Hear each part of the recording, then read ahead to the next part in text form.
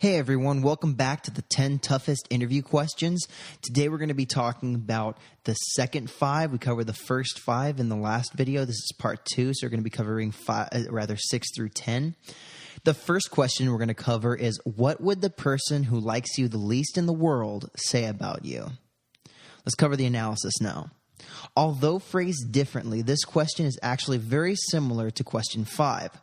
What is your greatest weakness? Consequently, your answer to this question should adhere to the same 3 principles: honesty, impact, and improvability. Your answer should be honest. Your weakness should be acceptable for the job, and you should demonstrate that you are already working on improvement.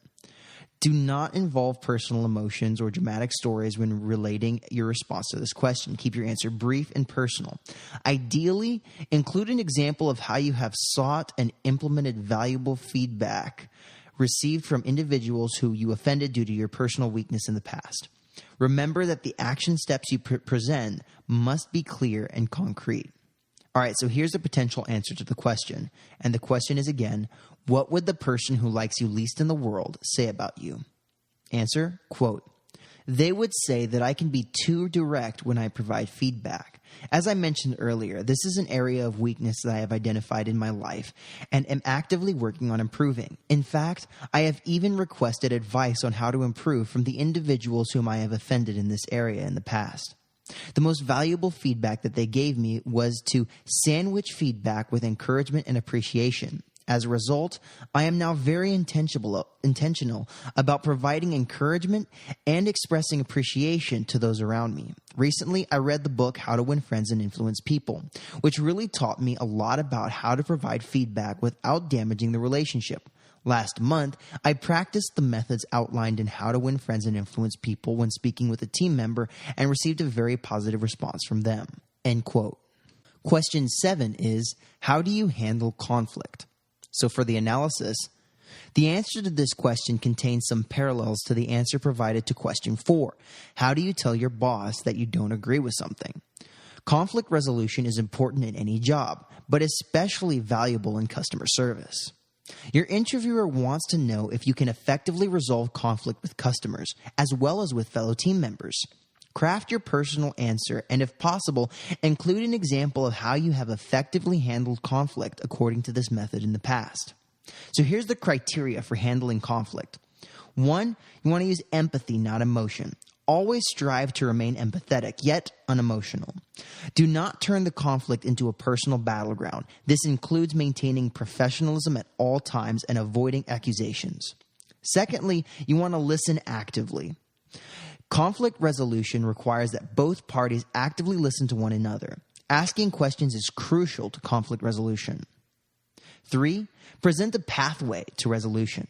Conflict resolution requires presenting a pathway to resolution. By asking meaningful questions and listening carefully to the individual's answers, an accurate solution can be developed.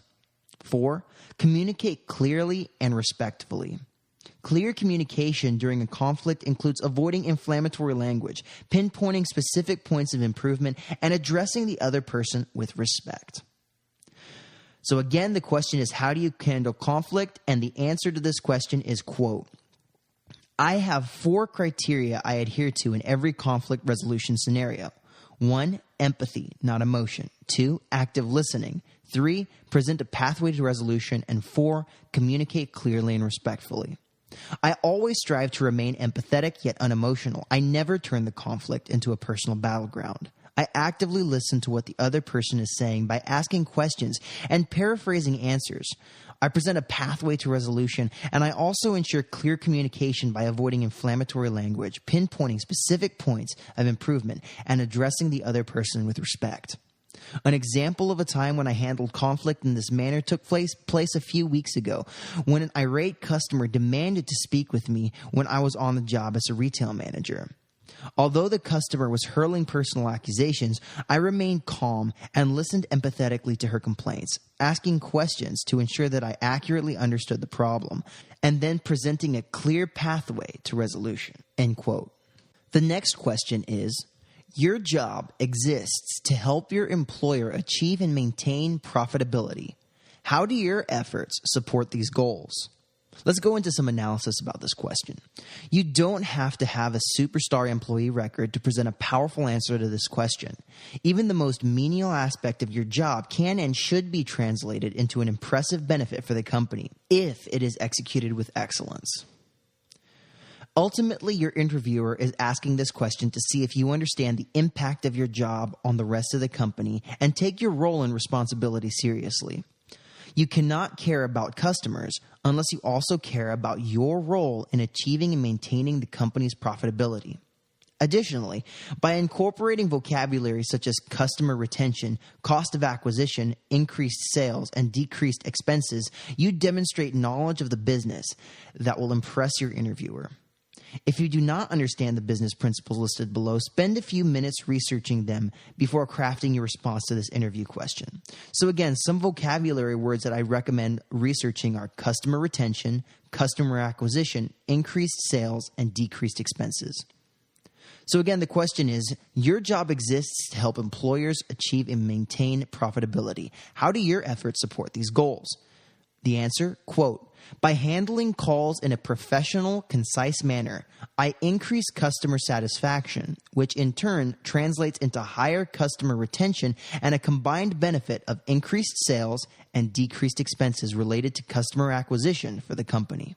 Question 9 is, have you ever worked with a difficult boss? Tell me about it. All right, let's go over some analysis. This question is difficult because it demands honesty and on a sensitive topic. The interviewer will be evaluating your response in light of the following questions. 1, do you talk about your authorities with professionalism and respect, regardless of personal frustrations? Or do you publicly disparage those who are difficult to work with? Respect for authorities is vital to teamwork and positive company dynamics. If you speak disrespectfully on previous bosses, your interviewer will know that you will not hesitate to speak disrespectfully of future bosses and team members whom you disagree with. The second question is, do you pursue and hold on to vendettas or take a higher road when interacting with difficult individuals? A few do's and don'ts keep in mind when responding to this question. Do remain professional, do minimize your description of your previous boss, and do emphasize your approach. Don't emphasize your frustration, don't blame or accuse your previous boss, and don't name your previous boss. Bottom line, your answer should focus on how you handle difficult interpersonal interactions rather than on how your boss has caused frustration. Your difficult boss is really irrelevant to your response. So do not unload your personal frustration when presenting your answer. So again, the question is, have you ever worked with a difficult boss? Tell me about it. The answer, quote, I have worked with a boss in the past whom I did not always naturally get along with. The difficulty arose from what I perceived to be an unwillingness to communicate clear expectations for upcoming projects. Rather than cultivate frustration, my approach was to take personal initiative in requesting clear expectations for upcoming projects. If I did not receive a satisfactory response, then I would create my own list of possible expectations for the project and submit it to my boss for approval. End quote. Well, now we're on our last question, question 10. Why should I hire you? When answering this question, do not focus on what you need or want, but rather on what you can do for the company. Be specific and be concrete. Do not present vague or generic responses. Back up your big assertions with examples and specific support. Explain what makes you unique and how your unique advantages make you the best fit for this company's approach to customer service. The underlying question that you must answer is, how are you a unique solution to this company's greatest needs? Put yourself in the interviewer's shoes for a minute and ask yourself, what are the most important skills for this job according to the company's perspective? In order to respond to this question, write down your 3 best reasons for why they should hire you. Make sure to include accomplishments and success stories as support for your 3 reasons. Consider including a combination of the following in your response: soft skills, technical skills, previous experience, awards and training, and key accomplishments and advancements for previous companies. When responding to this question, you must exude confidence and enthusiasm. Avoid modesty, generalities, and excessive bragging.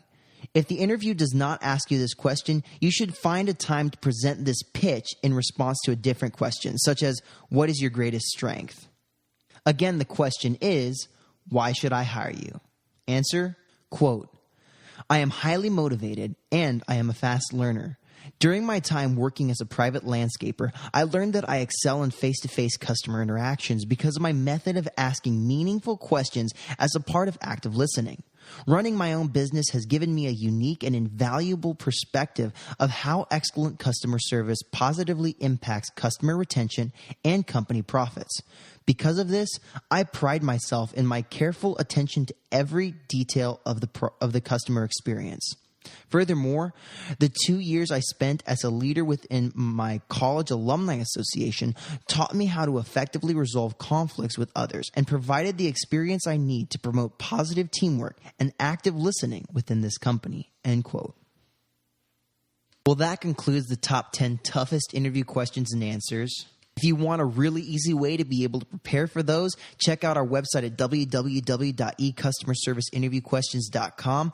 There you can download a free ebook, and in that ebook, it'll describe what we covered here in this video, and additionally, it'll provide you with templates that you can print out to be able to write in your answers. It'll provide you all the information you need, and all you have to do is type up your answers in it. So again, if you want an easy way to be able to do it, check it out at www.ecustomerserviceinterviewquestions.com. The link's included in the description below.